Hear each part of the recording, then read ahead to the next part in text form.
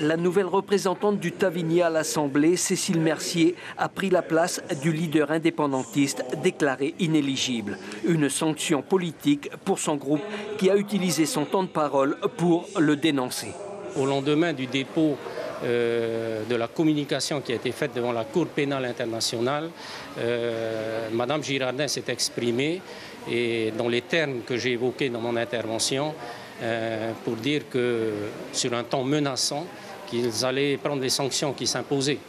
Et donc la première qui est tombée, c'est celle du 27 octobre, qui retire donc Oscar Temaru de la scène politique.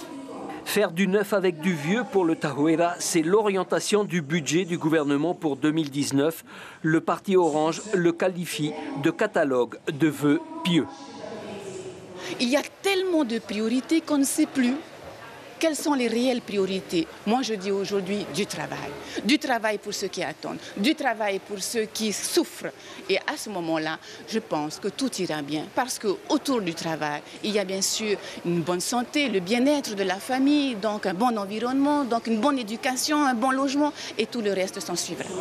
Le gouvernement définit 3 axes d'action pour son prochain budget: la solidarité et l'équité, la modernisation de l'administration et un développement économique endogène. La Polynésie va mieux, mais nous ne sommes pas sortis de nos difficultés. Il y a encore beaucoup de familles en marge de ce développement. Nous sommes enfin en croissance économique.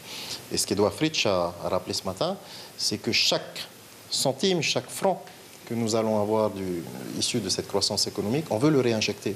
On veut faire en sorte que des dispositifs viennent aider encore ceux qui n'ont pas trouvé d'emploi, sous l'angle de la formation professionnelle, sous l'angle de l'employabilité, sous l'angle de l'activité. Le tourisme et l'économie bleue sont pour le gouvernement les principaux secteurs moteurs de la croissance économique.